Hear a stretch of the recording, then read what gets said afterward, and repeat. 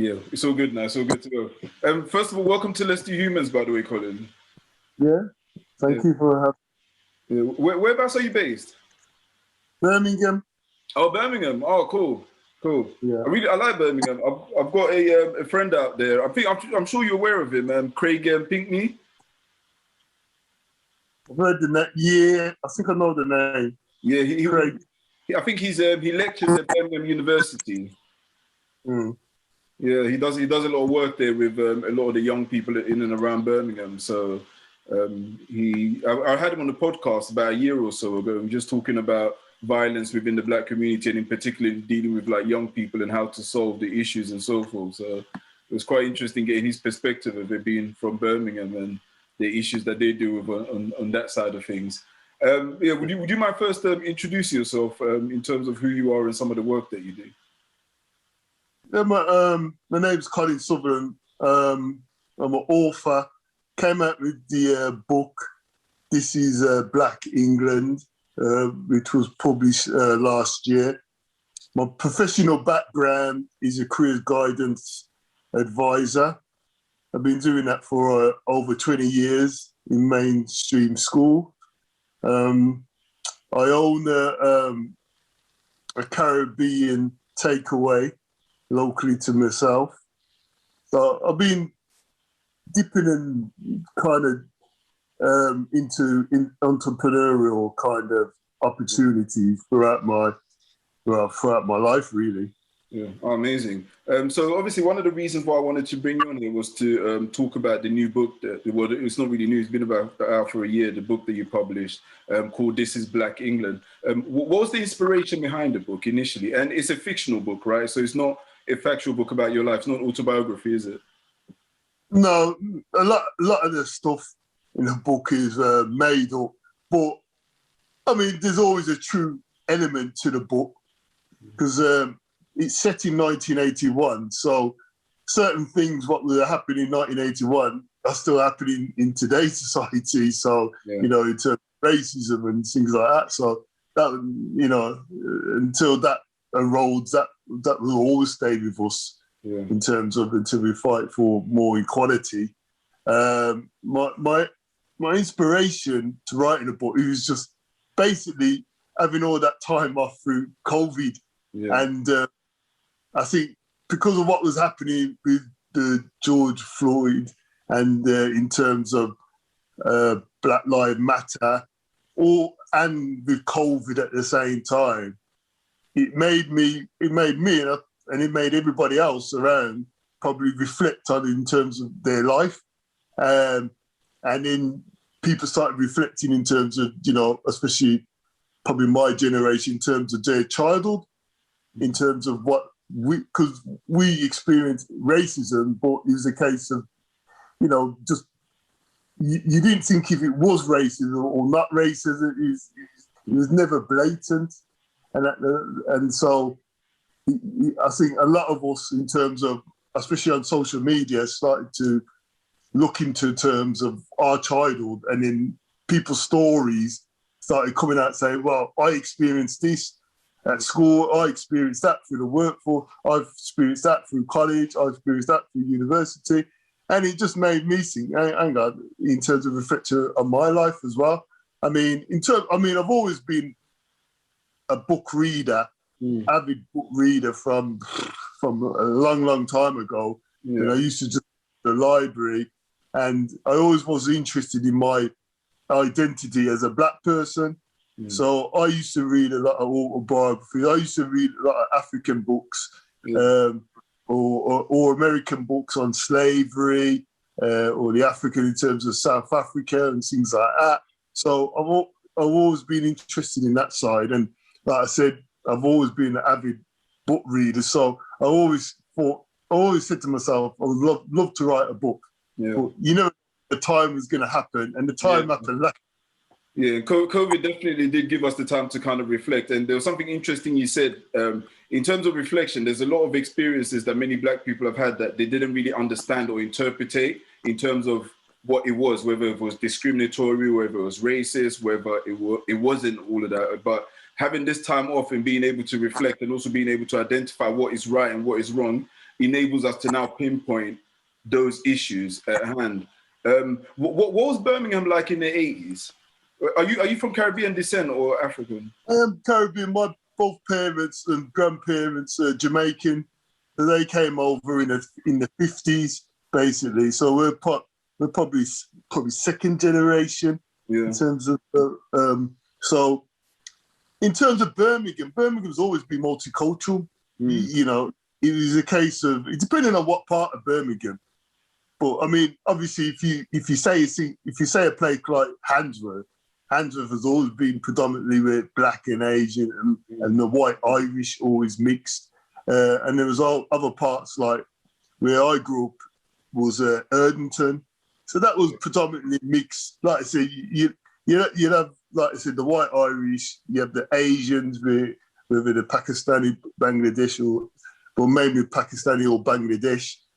So you had that mixture anyway. So it wasn't like a white person in around that era never saw black people. It was predominantly, it was quite a lot around. It was hard in terms of, I think we all integrated. I think in terms of the black community, we more integrated more than in the Asian community, because the Asian community, well, like they kind of stick to their own. They don't kind of mix, and a lot of them didn't even want to speak English. So it was easy for us to integrate, and because of our culture in terms of music, that's a big thing. Growing up in the 1980s, when you have like two-tone, where that was like a crossover with black and white, that was our music together. That brought us even more closer. And like I say, in terms of the food and everything else. So, but in terms of I mean, I'm looking back in terms of 1981 where I was 11, and if you was a black kind of youth in terms of, I don't know, 17, 18, you would find it hard in terms of, because there was high unemployment around anyway, because the Margaret Thatcher was in charge, the Conservative Party was in charge, and they weren't doing nothing for the working class person at all. So the blame was always on those immigrants who came over and whatever, and then it perpetrated onto their children. So everybody was trying to fight for something, or fight for a job or whatever situation, and that's where the rivalry and the racism would entail, because they thought we were taking their jobs, but we never had any jobs in the first place. So it was always hard in terms of to move into prominent positions, because you was never given that chance. You never had no one before you doing anything in a prominent position. So you was always kind of, you didn't have, it wasn't like the Asians. The Asians could work together in a sense where there was quite a few of them, and they do settle. And a lot of the Asians came over from African countries where they had business sense in terms of, and they had money and finances, so they could set up in areas and then, didn't have to mix and whatever, where we had to mix. But in terms of how we wasn't given that no opportunities. So if you want to have aspirations, high aspirations, say like, I don't know, like a solicitor or an accountant or someone like in that prominent position, you wasn't, unless you knew people was going to let you in some way or mentor you, then there's no opportunities. It was a case of, around the Birmingham area, it was a lot of manufacturing, a lot of car. You had Rover, so they had a car plant. So a lot of manufacturing, a lot of factories and whatever. And that was the avenue where they thought you was best suited.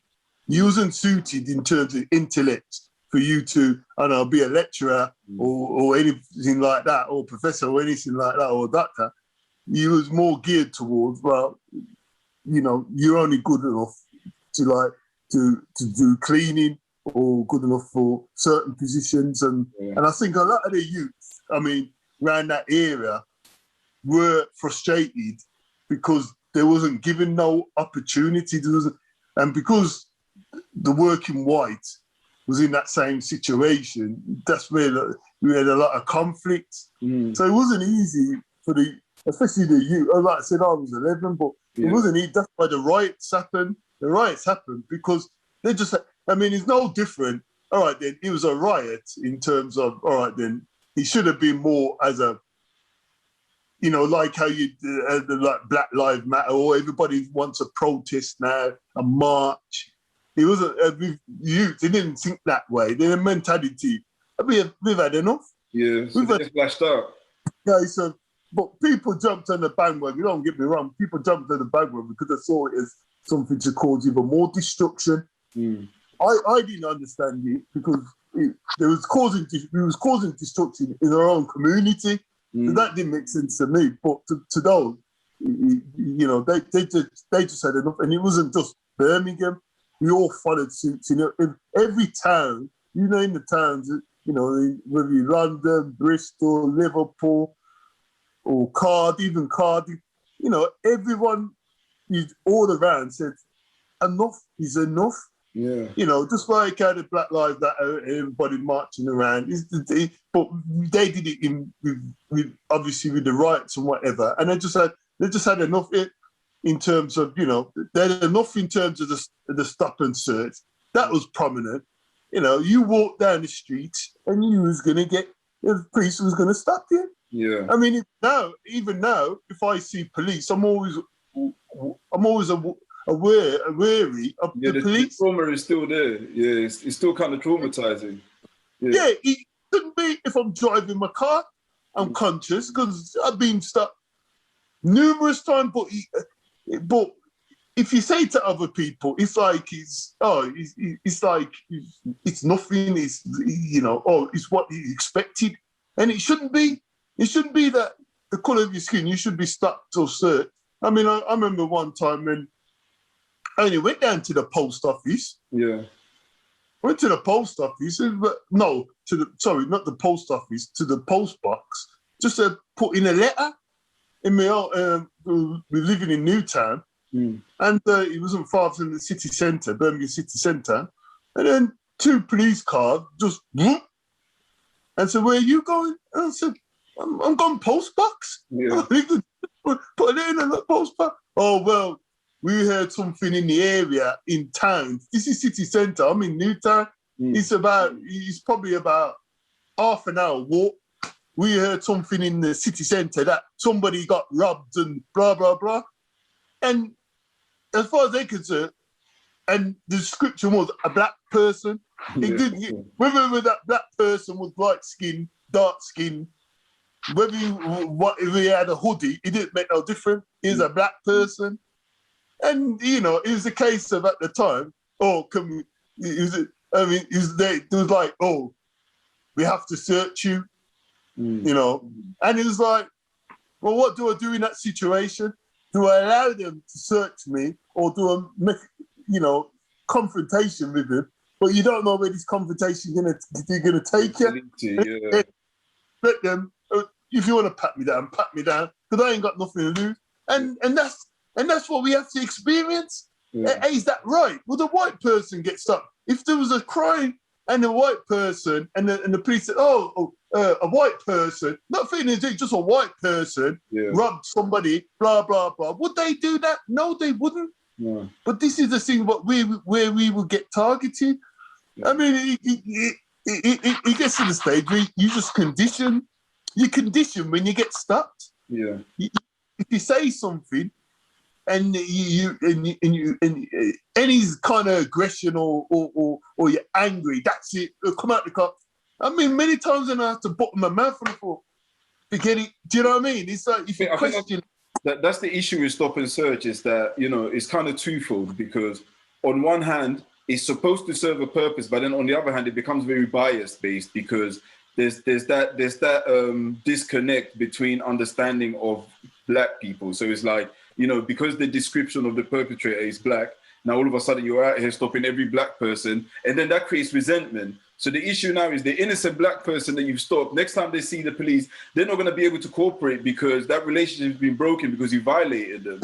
So that's where that lack of understanding of community comes from, and that's when all those like unnecessary biases that we tend to have as human beings come into play, and it doesn't create a fair system, and also it doesn't do well for the relationship between communities and the police. So I've got a friend, Sage Home Lewis, who does great work with the police. He's always training them in regards to these type of things, and he's a youth worker within the community in South London. But he gets stopped all the time. And this is someone who actively does work with the police. He trains the police, and he works directly with the communities. He runs football schemes in some of the estates in South London.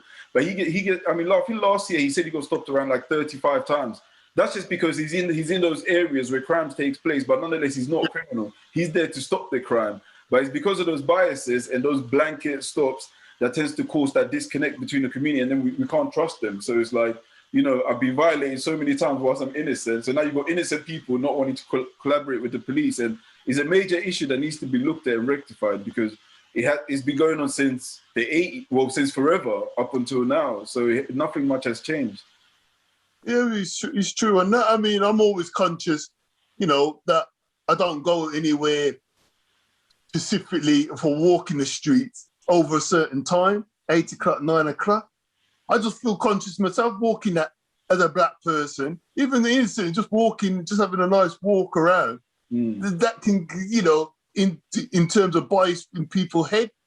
Do you know what I mean? So, yeah, I mean, like I said, in terms of the 80s, it was good times. I wouldn't go on in terms of, because like I said, you had the crossover in terms of integration and everything else and the music, and so it wasn't as bad, but I think it was more in terms of opportunities and in terms of, you know, we as black people, we never saw there was an opening. There was no aspirations for us, to be honest. It doesn't matter. Or if ever you did have aspirations, you would always have barriers, and ain't nothing changed now. It is what it is. But people are more alert on that situation, where back then, you know, certain things were just part of that era. It was just allowed. Now it will be like, oh no, that's disgraceful.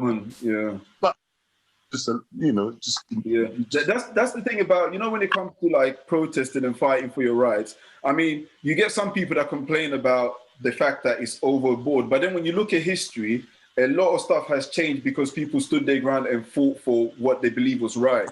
So maybe if that generation didn't riot, certain things that was considered okay to do towards ethnics would have still been continuing now. So there needs to be a constant pushback, I believe. I think things should be done within the legal framework, but sometimes maybe pushing those boundaries is what stops things from continuing. So if there's not big riots, if there's not big protests, then, you know, is there any need for change? No, there might not necessarily be any need for change. But you said something interesting in terms of aspirations. You said when the Asian community came, obviously I know they came from Kenya, Uganda, and places like that. So they came with like, you know, business and money. They came with that experience of running shops and setting up their own businesses. Whilst when the Afro-Caribbean community came, especially within the Windrush generation, they came purposely just to work and to build a country. And there wasn't a plan to come and build and set up. It was like, come serve, and, you know, whatever happens to you after that. So I think that plays a major part in where those two groups history kind of like, you know, split and went different ways, because it came for completely different purposes. Because I'm assuming your parents came from the Windrush generation, right? Yes, yeah, they did in the 50s, yeah, exactly. You know, obviously, you know, they worked in factories and whatever, because I mean, in Jamaica, there wasn't that educated, and they saw an opportunity. I mean, in terms of my mum and her background, her father was in England, and he was already set up, and he had loads of brothers and a few sisters, so they were set up. And she wrote to him to say, you know, because there was nothing happening back then. Jamaica, in terms of the economy and everything else, was, you know, it weren't great, you know, in terms, and it was a great opportunity for somebody like my mother. It was probably about 17 or 18 or something like that, and, you know, to come over to England, because there would, you know, or, you know, there would be nothing there. There's nothing in Jamaica. And then my father, he went to America first. He thought there was opportunities for him in America, but I don't know what part of America he went. He didn't like it. He saw too much racism over there. It must have been tough then. Yeah. So, but obviously with the civil rights or whatever, certain people, can manage it, and he didn't. Because the funny thing is, half of his family went to America, and he was one of the first ones. So, probably by himself, he probably thought, no, this is not for me. So he came back to Jamaica, but then he went to England. But he had other brothers in England, so London. So it was easy for him to go to London, and then he got integrated. And then before you know it, they knew about jobs in Birmingham, so they moved to Birmingham. So in terms of that, in terms of the Windrush, in terms of how they portrayed themselves while they was in England. But like I said, in terms of you said it eloquently in terms of what their aspiration was to serve. It wasn't anything into business minded or particular careers. To be honest, my parents never really pushed, like to say, do better, but not in terms of education, because they didn't see education as any. They never had education themselves, so for them to say, education, or then it was more self-motivating yourself, really. Do you know what I mean? That was it more. I didn't have. I look at my sister. She was very smart and whatever, and she was one of the first to go to university, but then she dropped out. But she gave us. I think she was more the role model for us in terms of aspirations, because she at the time we thought she was going into the medical field, so maybe to be a doctor or something. So it takes one person to give you that kind of aspiration. It's only later down the line when I realised myself, when I left school, I had few qualifications, and I realised when I went for jobs and I didn't know what I wanted to do when I left school. My mum said, just get a trade. So I done electrical, electronic, but I knew it wasn't for me. I went to college and whatever, and I had jobs in it, but I just knew that wasn't for me. Yeah. My hands dirty. I can get my hands dirty. I'm very practical. I'm grateful for what I learned, because I do things around now, and people have paid me to do that, but it wasn't me. Do you know what I mean? It wasn't me picking up shovel or whatever. It wasn't me being in that factory environment. It just wasn't me. I'm not putting anybody else down. Yeah. You want to do that's up to you. But for me, I felt there was more. I felt there was more I could achieve, and working in a factory wasn't. That was for my parents, for myself. I just that I could push myself, basically, and then it was a case of realising that I need to get my maths and English back. I needed to retake that, and then from there, just doing an access course, and then going to university and trying to find myself in university, getting myself even more educated. But the funny story in university, I was only there for 2 weeks before I was accused of robbing a book.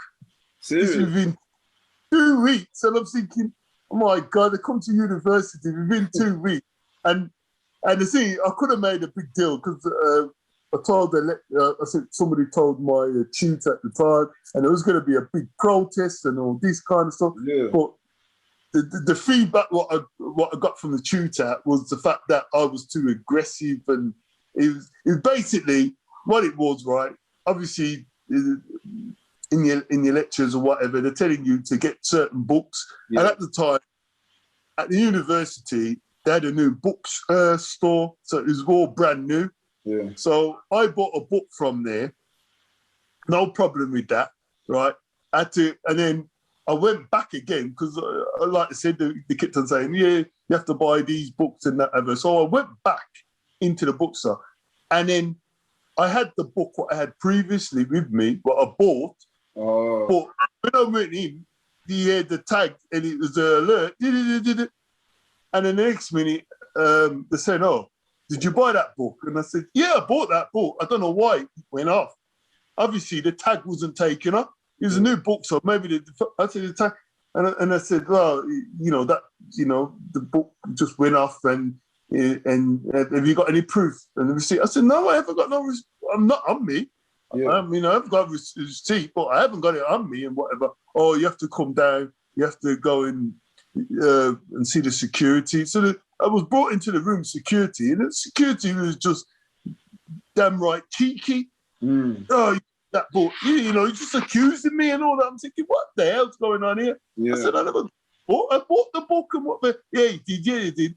You must have robbed that book, otherwise why would you learn a lot? So, and the next minute, they didn't even want to resolve it there and then, or even said to me, "Let me bring. I got a receipt. I can prove it.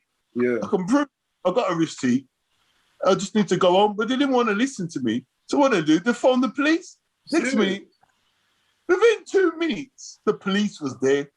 That's how quick the police. Never took them that long to get there over the book. And then as soon as the police came in, because I tried to explain to the police, I said to the police, like what I said to the security, I said, "Listen, I've got receipts. I've got a receipt. It's a good job I had the receipt, but I've got a receipt of the book. I bring it in. It ain't an issue or whatever. I bring it in." And then the police goes, "Repeat what I just said. Oh, if you got a receipt, just bring it in." And I'm thinking, so the police came just to say what I just said. And the security didn't even have to call the police. Yeah. And then so at the time, I was vexed about the situation. I mean, I gave them the next day, gave them a receipt, whatever. Because obviously they didn't take the tag off.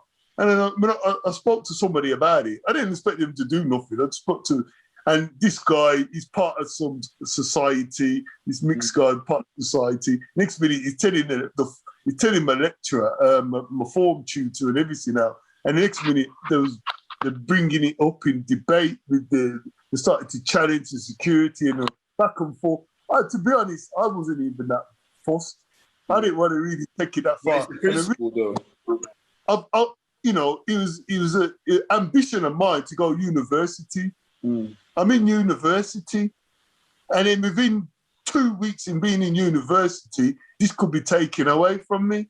Yeah. So that's why I didn't really want to make a big deal of it, just in case it said, "Oh, it caused me trouble," whatever, and then I'm a troublemaker. Yeah. And then, and then where do I go from there? So I kind of just wanted to play under, but the report back was I was aggressive and angry and all this kind of. That's all they ever do. If a black person challenging them, it's always aggressive, whatever. But those are the situations where I've been through where it could have easily put a barrier in front of me where I could have just said, "You know what, university is not for me." You know what I mean? It could have deterred my ambition just because of what happened in going in a bookshop. Did they end up apologizing for? No, it was my fault because I was too aggressive. Oh, so they turned it from falsely accusing you for stealing to now you were the aggressor in the situation. Yeah, I'm the aggressor. I was the aggressor. I didn't have to carry on like that. There was no apology. And to be fair, I don't know if it happened now. I don't know if things have changed in terms of university. Maybe they would jump on it a bit more or whatever. I think there was a lot, at the time, there was a lot going on because I think there was somebody who was part of some white extremist group and they was trying to get him out and people knew about it. And so there was protesting about that. So race at the time at a university was, is on a high level. So my issue was nothing compared to what else was going on in terms of trying to get. What percentage of black people at the university at that time? There was quite a few. Okay. That's the thing. There wasn't quite a few. It wasn't like there was few. When I went to university, it was in the 90s, so mid 90s. Yeah, 90s. So no, it was fine in terms of that. It just that he never changes, does it? In terms of who you are, your colour, it doesn't change. In certain, when you want to move strive, I've had it in my jobs where certain people will get pay rises, and you think I'm more qualified than that person, but they still get pay rise. Them kind of inequalities, and then when you would challenge it, they would say, "Oh, well, they're doing this responsibility, and it belongs to this person, and because they have to report to such and such group and all this kind." Do you know what I mean? And you think to yourself, you know, these things will never change in terms of unless we do things ourselves, especially as a black community, you know, and we rely too much. And I think don't get me wrong, I think it's good in terms of, I read the Lenny Henry book, and in terms of in his autobiography, he kept on saying his parents, especially his mum, was saying, you got to integrate, which is great, because that's how people learn about each other's cultures, which is not a problem. But I think at the time, this integration, you kind of lose your own identity, because when you want to set out to do certain things, that's where's the support then? Because you're not going to get the support, especially on the white side. They're not going to support you as much. They don't mind you in terms of how you. Yeah, I think it was in general. Go above them. It ain't going to happen. They ain't going to let a white man, and they ain't going to let a black man rise above a white person. A white person, they see that as whether it's jealousy or whatever. They don't want no black person telling them what to do. They wouldn't want that. That's how I think consciously they wouldn't want that. They're happy for us to bow down to them, but we to bow now, that couldn't happen. Do you know what I mean? I just think that's a lot of, in terms of what a lot of white people have in their head. Yeah, I think a lot of it is obviously like the subconscious colonial rules, and you know, knowing that you've always had power over these people. So and that's it, and they are going off on that, which is 100% is right in what you say. They are going off on that in terms of their superiority, in terms of their because of their colour. That's all it is. That's all it is. So to see a black person prominently rising, it's not good. And you see it subtly in terms of how people are. And so to me, it's very, very important that we, in the black community, start to do things for ourselves. And then that will open the gates for more and more, where it's not a case of, because the funny thing is, I know a lot of black people where they've helped develop certain, like white people, or train them. I was speaking to this guy, this white guy, and he does car body repairs and whatever, because I had to do some assessment for some work experience for one of my students. So I was talking to him about his background, and he was saying he was trained by a Jamaican guy. He trained him, you know, and he introduced him to the food and the culture and everything else. And this guy got his own business, doing well for himself. And where did he learn his trade? Where did he learn his skill from? A black person? And I hear that story from a few other people who are white, where the Jamaican guy, he helped me and this, that, and rare, which is great, which is brilliant to get to where they are, which is fantastic. But when it comes to ruling over them, their mentality is different, and they don't want it. They don't, you know. I've always said that when it comes to the way that we approach it, we should, you know, instead of looking for other people to help you, you should always focus on what you can do to develop yourself and your community. Because if you look at, I think the blueprint is already out there. If you look at the Chinese community, the Asian community, even like most recently, the Eastern European community that came over, they were really focused in terms of building stuff within their communities for themselves and together. And I think that's where the power is. The power is if you have something to to bring to the table, and if you have power behind you, there's more that you can stand. There's more that you can say. You have more of a say because your community is valued. So, for instance, the Asian community, there's so much money, so much wealth there. The Jewish community, so much money, so much wealth. So they can now stand as a community to speak in one voice and to make things happen and to force legislation or even to pay for things within their communities to push it forward. So I think focusing on what we can do together as a community will make us more powerful when others are looking into us, because already when you look at it across the world, we're always at the bottom of the hierarchy. We're always at the bottom everywhere. But the thing is, we're even jealous of ourselves. Yeah. That's the thing about it. We're even resentful of ourselves. I mean, I'll give an example in terms of got a Caribbean takeaway, and it's in the centre of Chelmsley Wood. It's based in the market part, and there's a black grocery shop just around the corner. And at the time, there was a vacancy for the unit in the market, whatever. So I knew the woman who got this shop, and she had a stall in there, a unit in there. So I was just asking her opinion and whatever, and she was very, very negative. Oh no, this, that, rare, nothing encouraging. Nothing encouraging. I'm thinking, wow. And the funny thing is, I didn't listen to her anyway, in terms of, because I'm thinking it's a good opportunity, rare. And as soon as we got in, whatever. Now this woman, she could help us. She got a shop, grocery shop, selling African Caribbean food or whatever. But not once did she ever come round and get food from us. Not once. But we would go in there and buy stuff, what we need for our unit. But she wouldn't do the same. And that's where the jealousy, where we could work together. She'd benefit from us.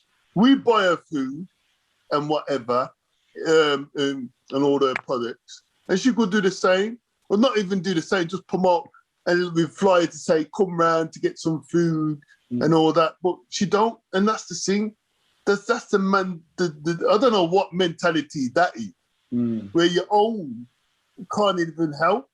Yeah. So it's not even in terms of, so this is not in terms of, oh, it's just white people against black people, or they don't want to, a lot of the majority don't want us to get on or whatever. Our own don't want us to get on.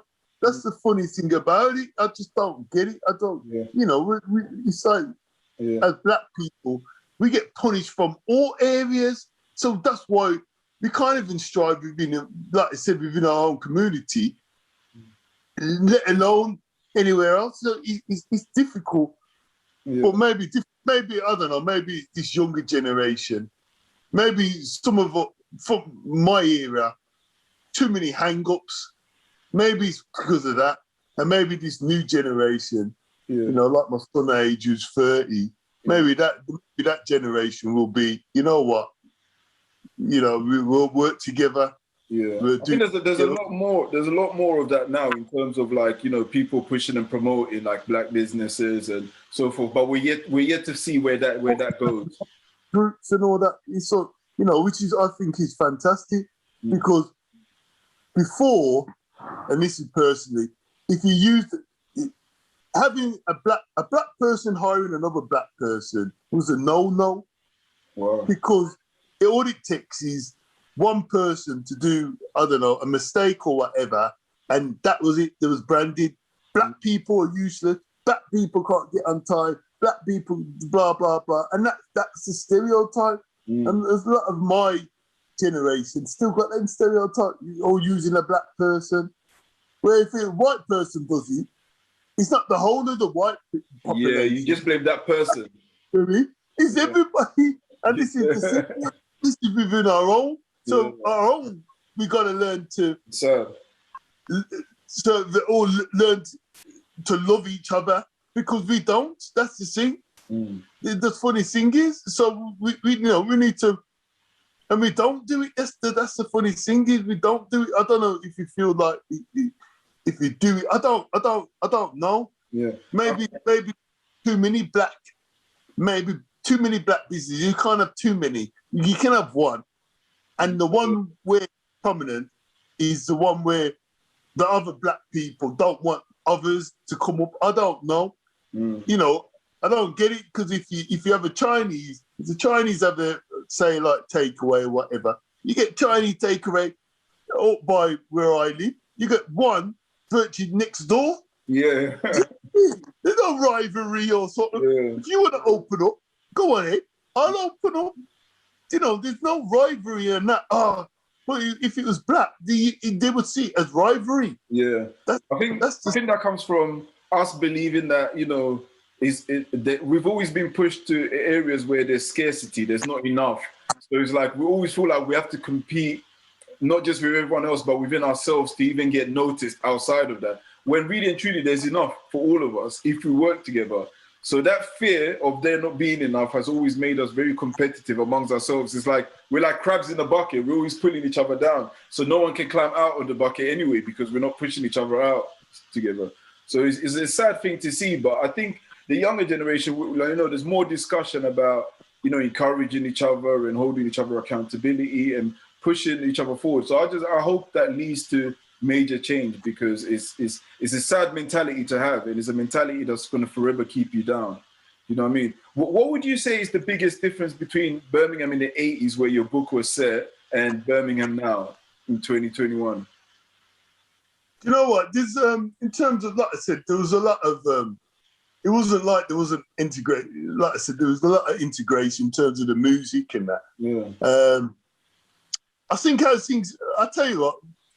It's a funny situation, because I work in a school, a behaviour kind of school, right? And I was on the stairway, and a student was coming up, a white student was coming up the stairs, and there was another student who was going to cross over, and he got his fist, and he touched the other white student with his fist and said, "Wagwan." And I had to laugh at that situation. I'm thinking, you know, for that to happen, this generation, it's like, you thought, I was thinking if it was two black students, do you know what I mean? Or even that, or if it was in Jamaica or something, it's just the way they just did it. It was just natural. It was just a natural thing to do that. And where they're getting that culture, where they're getting, do you know what I mean? There's two, like I said, two white students and they're touching each other. And that's how things have changed. They know the food. Yeah. They know the food now. They you know, they tell you about the food. They know about the music. The music is embedded. You know, to be honest, when I was got into hip hop, I think it was early 90s or whatever. I was introduced to certain hip hop by a white friend, and the only reason, because he could afford to get the latest CDs, vinyls or whatever. So he would play them where I wouldn't get to listen to that kind of music, the hip hop kind of music. So it's just so I don't think in terms of change and whatever, and in terms of how, I think, like I said, you had you still had the bias. Like I said, you had the racism.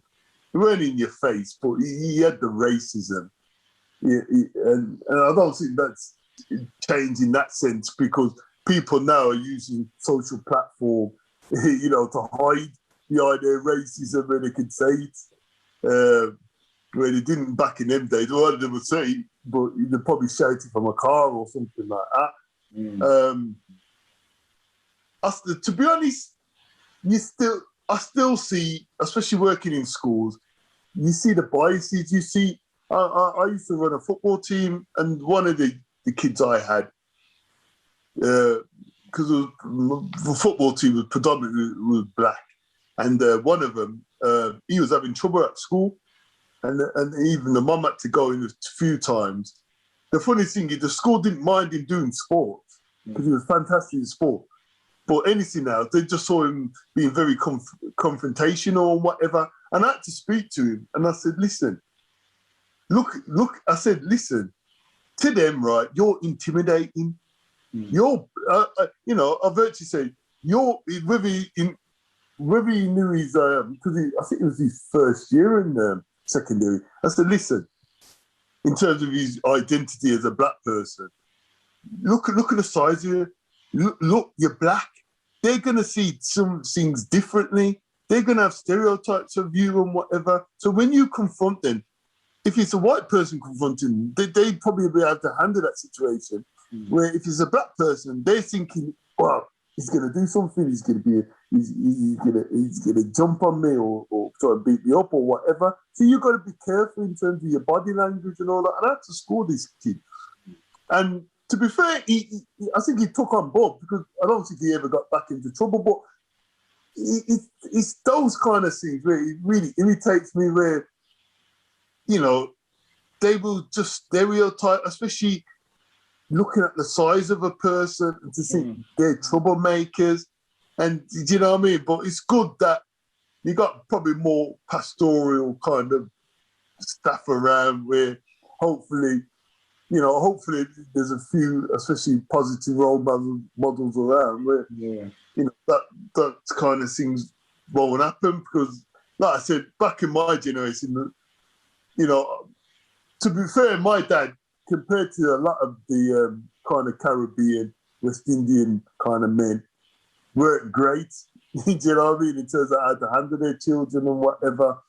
And there was few and far between, you know, in terms of staying in terms of that unit, you know, still being part of your children's lives and all that. Probably, like I said, things that probably ain't even changed that much in that sense, in a way. But it's very hard to say in terms of, I mean, if I speak to my son, they say, oh, Dad, everything's all right. There's not much in terms of racism. But I say to him, yeah, but once you start climbing up the ladder, then you will find racism. That's what I'm saying. You will find barriers. And it will be because of your colour of skin. I can guarantee that. You know, and like I said, until they see more black people in prominent positions, and that's the difference. The difference is you are seeing that. So if you say in terms of the difference in the 80s, you are seeing that because you watch TV now.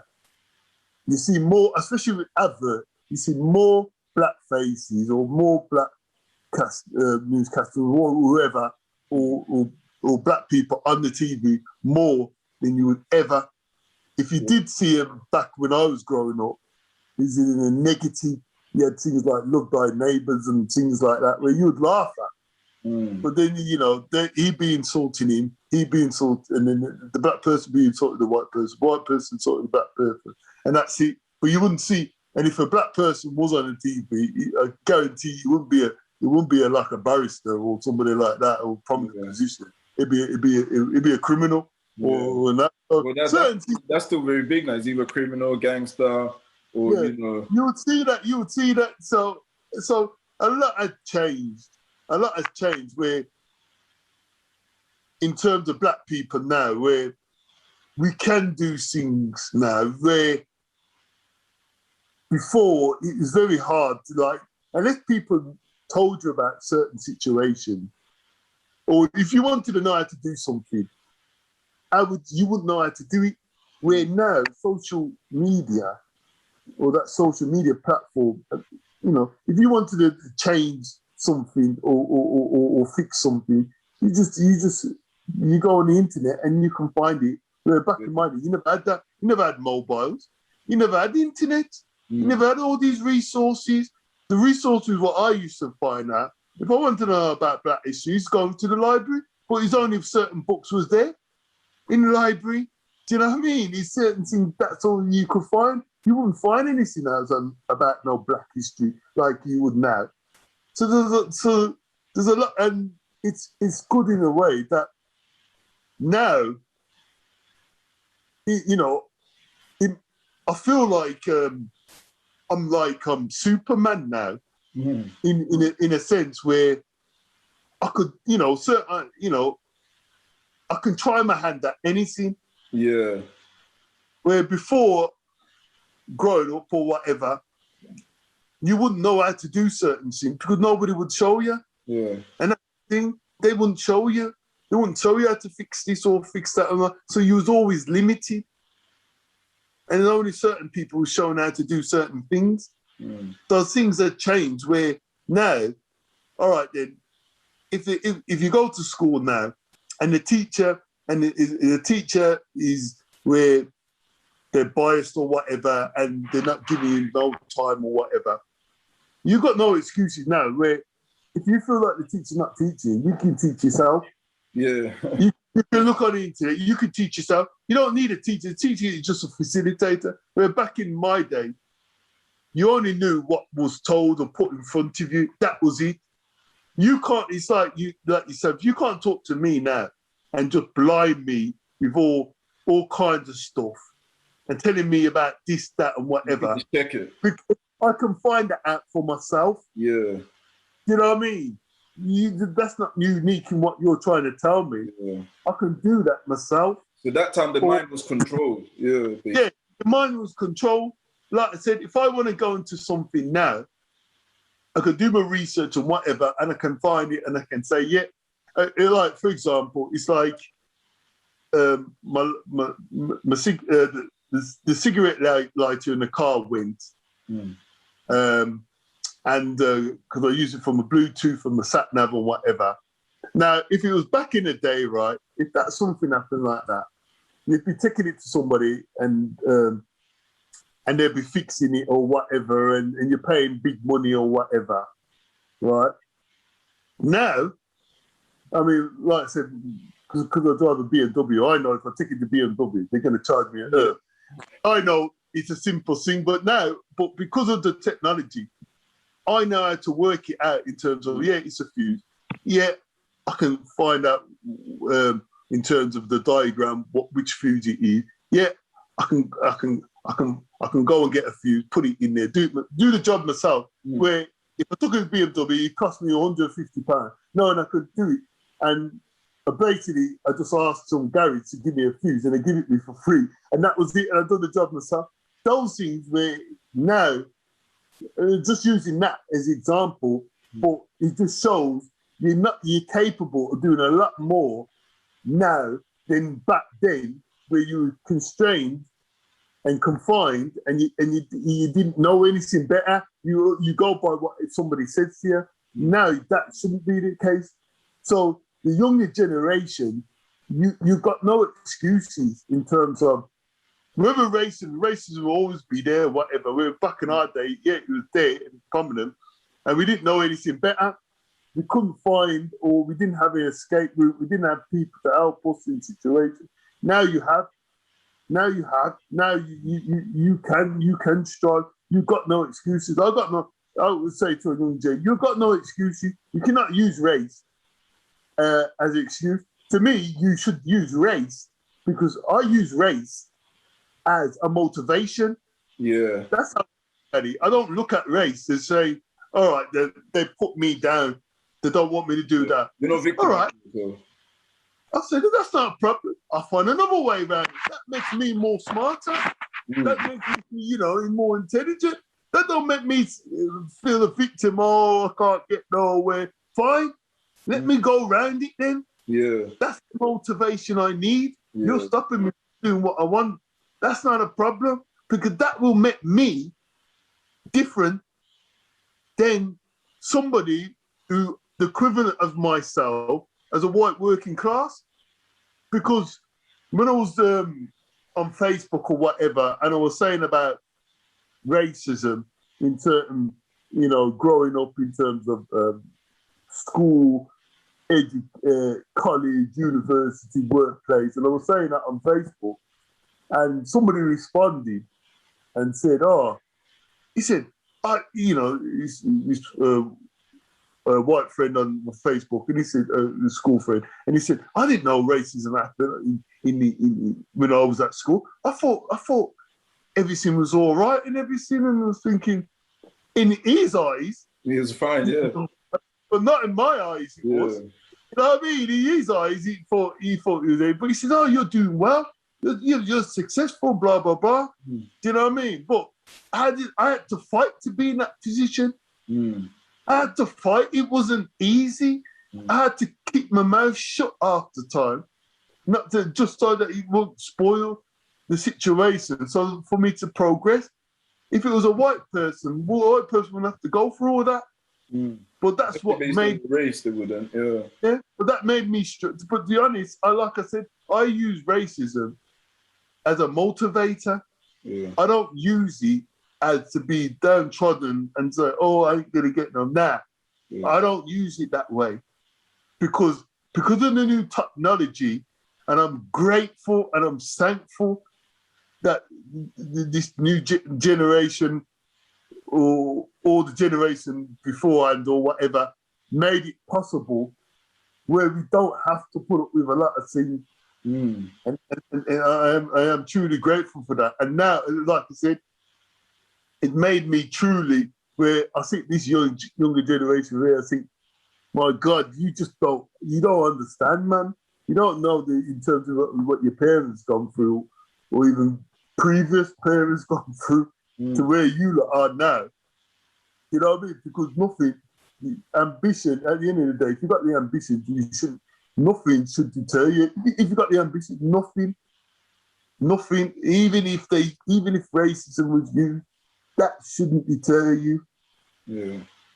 I agree with you. I completely agree with you. And I think that's probably one of the most strongest things you can do as an individual, and that's to like take charge of your life and not let other people put you down based on whatever their reasons are for wanting to put you down, and particularly your race. Because if you give up, then the battle is lost. That's the way I see it. So if you just say racism is prevalent, I can't do anything because of racism, and then you just give up on life, then there's no point of you doing anything whatsoever. Then you've given up on the whole battle completely. So you should use it as a motivator. And that's a very powerful message, man. And I think that's one of the messages that people should really take going forward. But now, so just to conclude this, just in regards to your book right now, what is the future of Black Britain? So can you tell us a bit about the story, just briefly about the story of the book? What's the journey of the characters within the book? And also what's the future? Because obviously the book is more historical, right?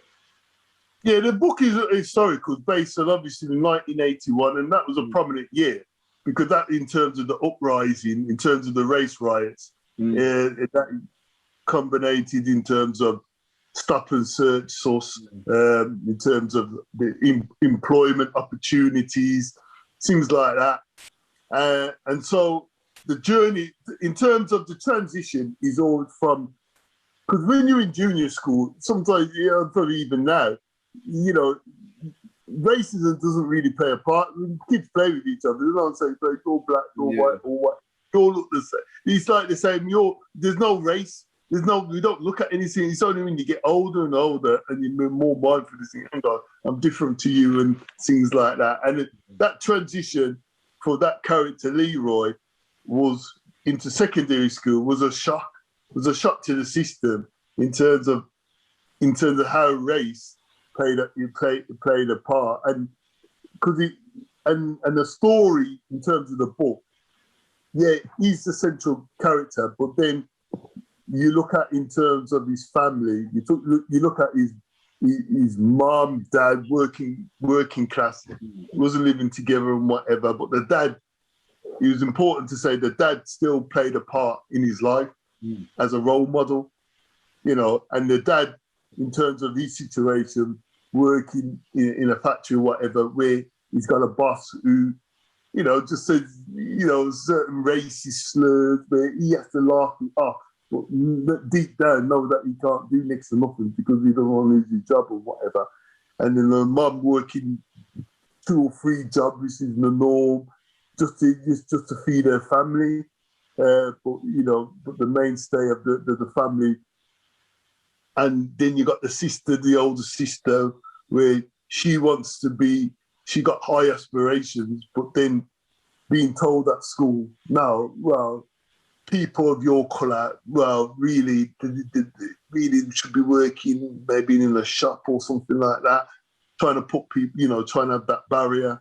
And then he's got a younger brother who's 9, who's a footballer, and then they go to and play the football game, and against in a predominantly white area, and they get all kind of abuse, because back then it was the abuse of what footballers suffered, especially if he was black and you went into certain white areas, it's absolutely horrendous. And, you know, now you would stop the game and whatever. Back then, there'd be all kind of abuse, and it'd be from the parents, and then you get the abuse on the pitch as well. And that was tolerated. That was tolerated. So a lot of black people, I mean, you made more black people in terms of strong-minded, especially footballers in terms of strong-minded, just to overcome situations. So Leroy, like I said, and then he's got his cousin who is that generation of teenager, and where he gets stuck on search, and then he's speaking to his friends, and his friends are all unemployed, and they can't get nowhere, and they don't see no future. And then goes back to Leroy, where he's going to school, and he sees certain sort of racism happening, where certain white people get away with things. He doesn't get away with it. And he sees it in the school and whatever, and ends up with, he's having a fight. He ends up having a fight with another white student who has that racist kind of bias in terms of all of his family are racist. So that's where he gets his racism. So he comes to a head and whatever. And in the end, they end up having a friendship where he doesn't know, where he's trying to educate the white students by saying, listen, you don't, in terms of black people, blah, blah, blah, and that, and the white students saying, well, I didn't know, and that's the problem. That's the problem, education. Education in terms of black people, he said, like to say the part what we played, especially in building up Britain, is to say that it's not our country, but we built it up, and Britain taking a lot of resources and material wealth from African countries, Caribbean countries for their own profit, and then we're British citizens when they want us to fight in the World War, where we're not mentioning World War One, we're not mentioning World War Two or whatever. You don't see no pictures or people of colour, but they didn't know that we fought in that war. It's their war, but not our war.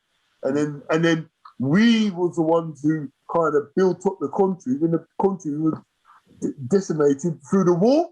We're the ones where employees were calling, please come over, help us to build up the country, help us to build up your country, because your country is colonized, so please help us.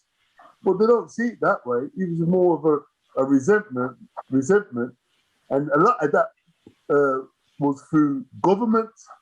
Government played, and the media played a key part in causing racial divisions. Yeah.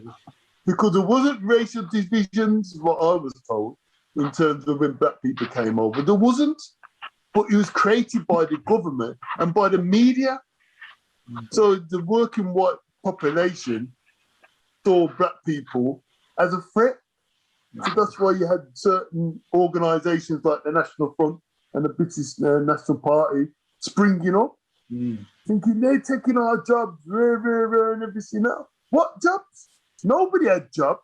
It was a government. There was no jobs. There was no job for the working white class. There was no job for the black. So I don't know what job. The jobs what was there. The working white class didn't want to do. If the working white class was going to do it, they didn't want to work in the hospital. They didn't want to work on the railway. They didn't want to work on public transport. They didn't want to do it. That's why there was opportunity. If there was an opportunity, they wouldn't have called. Employees wouldn't have called. It was a calling. It wasn't the guy. I think people miss trying to find a word in terms of. I think misguided in terms of thinking it was a government who wanted those from Commonwealth countries to come over. No, they didn't. They didn't want us to. They had nothing to play in the part. It's more employers. The employers wanted, because they were the sortie. They came over to like the West Indies and into other places and said, "Can you come over?" It wasn't the government. But as soon as the floodgates opened, as soon as it opened, and black people and people from the Asian continent started to come over, that's when it became an issue. It became an issue with the government, not so much with the working white class. It was more of an issue with them. And that's when they came out and come out with all kind of legislation and all kind of acts to stem it. Yeah. They played that part, and the media as well. The media played that part. I mean, one of the things in my mum, you would always see this, the slogan outside a house back in the 50s saying, no Irish, no blacks, and no dogs. Yeah. And my mum said, well, she never saw that. And whether they just, you see the black and white picture, times on the TV where they would pick a house and whatever. And she said, she never saw that because she saw no Irish, no dogs. She never saw no Irish, no blacks or whatever. No Irish, no dogs. And when he said no or no, well, it wouldn't be blacks because it would be more. And if he did see black, there wouldn't that terminology of blacks wasn't used. It was coloured. So, but she said she never saw it. So a lot of it was media propaganda. It was media propaganda, and it was the government. People like Winston Churchill and all that, and the Conservatives, whatever. It was them. They didn't want so many coming over. They were shocked. So they made sure that, hang on, this is too much. But it wasn't so much in the working white class. That causes division because of the media played a part. They wouldn't, I see, in terms of white people, let's be honest, it's not all of them, when I say, not all of them are racist. Not all of them are like that. It's just a minority, but you live in a country where it's the majority. So you got no choice, but not all of them. A lot are integrated, a lot were black people in their family. So it wasn't the case that there was no resentment. I don't think there was ever resentment. It was just the government. The government created that resentment. And so when the height of it was through the riots or the 1981, but like I said, the working white class, that was being used anyway in terms of, like I said, beforehand, black people, rare. I mean, I say it was like a myth when it came to the football games back in the 70s and the 80s, where you thought fans were being racist to the black players who was on the pitch. It wasn't the majority. Yeah. It was racist. And that's where the media was saying, oh, yeah. It wasn't. What it was, you had organisations like the National Front who were outside the football ground stirring trouble. Come on, blah, blah, blah. So when they was in the stadium, they would say, black this, you bastard. And it was crowd and fans was certain fans are like fans, they will follow. If there's somebody sing, somebody else will sing. And so they would say, oh yeah, black this, black. And they would be the one who started, or they would like the ignition in terms of starting things up. So that they will throw a banana. There'd be bananas thrown. So they created that atmosphere. Because beforehand, there wouldn't be anything said, but it was through certain organisations, and they used football because they knew that the white working class would go attend football matches. So it's easy to cause that kind of, you know what I mean, divisions. So, so stepping back to the book, I know I got a tangent. Yeah, no, that makes a lot of sense, yeah. But in terms of, but it all stems from there because the funny thing, in my book, it talks about a situation where even in the police, even though it's a case of rivalry in terms of blacks against white, there was a time where black police would get on. The police would get on with a certain black community. Do you know what I mean? So it wasn't against them against us and whatever. And it was well renowned, especially in the book, which is true, where the police, where the black community would have their own blues party because they have to have a blues party. They have their own house party because they weren't allowed to go to no clubs. Yeah. He wasn't allowed to go to clubs, just like, you know, that's the things where it probably has changed, where you are allowed to go to clubs. But that's why you would have all house parties and things like that, and you sell drink and things like that. And certain priests would attend and would have a drink. Mm-hmm. Do you know what I mean? Where, you know, that's probably not told enough in a sense. Yeah. So focus on the negative side, don't we?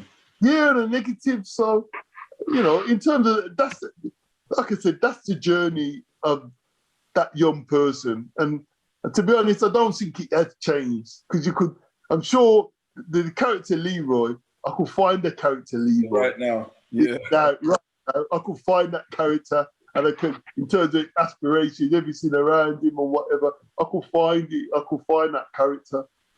Yeah, but it's amazing that you're telling that story and continuing the process of educating, because this sounds like a story that can be read by everyone: white people, black people, Asians, like absolutely everyone. I didn't set out where it was. I was culturally biased in terms of, obviously, in terms of, it'd be good if a white person. I did it in a sense that, especially in schooling, especially if it was Black History Month, they could read something like that book on a Leroy and get that understanding in terms of what Black people had to go through, especially because this generation, that would be, to be honest, that's probably grandparents, because I'm a grandparent. So, you know what I mean? And say, oh, your grandparents went through, that wouldn't be your mother or your father, it'd be your grandparents, what they went through. Do you know what I mean? And then you kind of opening the doors for them to thrive in that sense. Yeah, that's amazing. I'm gonna purchase the book myself, and then I'm also gonna encourage my listeners and followers to also go and check out the book. Obviously after this, if you can send me the link to where the books are sold, I'm gonna put in all my descriptions in all the various platforms, and ensure that my listeners do check out the book, because it sounds like a great story that everybody can learn from and everything. But as a last question, what next do you have coming up that you would like the people to know about? Do you have any projects coming up or anything of interest? I did come out with a song in that. I was going to get it recorded. Oh, nice. So I may that may be on the future card. Yeah. I don't know whether I'll write another book. It may be a cooking book. Yeah. I'll because now obviously I follow you on all the socials. So next time your new project is out, we'll get back together again, discuss it and promote it, and have people share your products as well. So it's been an absolute pleasure, listening to you as well, because I feel like I've learned a lot of history, and that's why I love doing this podcast, because not only do I learn, but I'm able to share other people's experiences with my audience as well, which is an amazing way of, the community continuously keeping conversation and educating each other and others on various things. So it's been amazing. So I really appreciate it for you coming on today, Colin.